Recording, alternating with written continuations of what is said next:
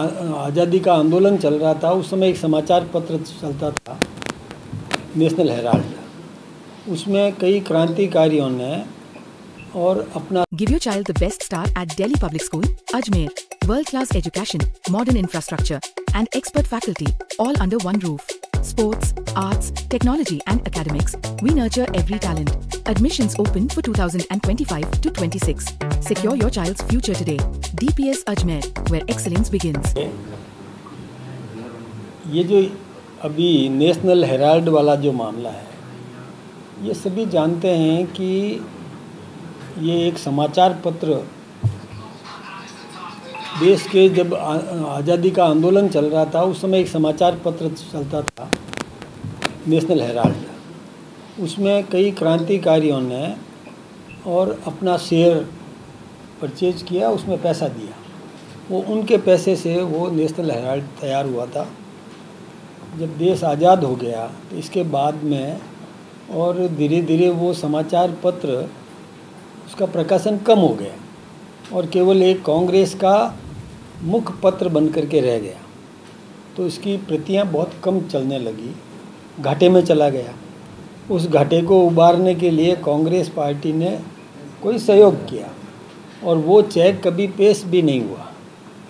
फिर उस संपत्ति का इन्होंने यंग इंडिया के नाम से और एक दूसरी कंपनी बनाकर और उसके शेयर्स उसमें कर दिए और उसमें 38% तो शेयर थे सोनिया जी के नाम, 38% राहुल गांधी जी के नाम और बाकी मोतीलाल जी वोरा वगैरह कुछ कांग्रेस के लोगों के उनमें शेयर्स ले लिए। और वो सारी संपत्तियां केवल 50 लाख में और मतलब जो 500 करोड़ से ज़्यादा कीमती संपत्तियां हैं वो 50 लाख में और उधर हस्तांतरित कर दी। मैं सोचता हूँ कि ये बहुत बड़ा घपला है और इसमें भी हम लोगों ने कहीं मुकदमा दर्ज नहीं कराया। ये सुप्रीम कोर्ट के आदेश से मुकदमा दर्ज हुआ और जब मुकदमा दर्ज हुआ उस समय कांग्रेस का देश पर शासन था। तो कांग्रेस के शासन के समय में सुप्रीम कोर्ट के आदेश से जो मुकदमा दर्ज हुआ और जो एक अखबार को दी गई ज़मीन, वो मालिक कोई व्यक्ति कैसे बन सकता है, उसका ट्रांसफ़र कैसे कर सकता है, उसके प्लॉटिंग कैसे काट सकता है, उस पर व्यक्तिगत लाभ कैसे ले सकता है। तो ये मामला है। तो इसमें ईडी जांच कर रही है तो जांच करेगी। ये संस्थाएं बनी भी इसीलिए है। तो अब उसमें यदि वो अपने समय में कुछ दुरुपयोग करते रहे होंगे तो वो सोचते हैं बीजेपी कर रही है, जब बीजेपी ने कहीं नहीं किया। और ये संस्थाएं अपने हिसाब से जांच के आधार पर निर्णय करती है और उसी के आधार पर हुई। अब ये आरएसएस की बात कर देना, यहाँ हमारे यहाँ देखिए, जो कोई भी जानता नहीं है, यदि जानना चाहे तो संघ की शाखा में जाए। वहाँ साल में एक बार गुरु दक्षिणा होती है। हमारा स्वयंसेवक अपने गाढ़े पसीने की कमाई में से और कुछ राशि बचा करके गुरु दक्षिणा के रूप में अर्पित करता है और उससे हमारी ये सब हमारा काम चलता है। हम कोई ऐसे नहीं है, लेकिन होता क्या है कि जो जैसा होता है वो दूसरे के बारे में भी ऐसा सोचता है। इसलिए उनको अपना विवेक बढ़ाना चाहिए, थोड़ा पता करे। नहीं पता है तो जाकर के पता कर ले, समझ ले। किसी भी प्रकार का ऐसे संगठन पर मिथ्या आरोप लगाना ठीक बात नहीं है। और जो कानून का काम कर ही रहा है, करने दो। अब आज एक मिनट के लिए सोच लें, सोनिया जी ने जमानत क्यों कराई? क्या ज़रूरत थी जमानत कराने की? राहुल गांधी जी ने जमानत क्यों कराई? वाड्रा जी ने जमानत क्यों कराई?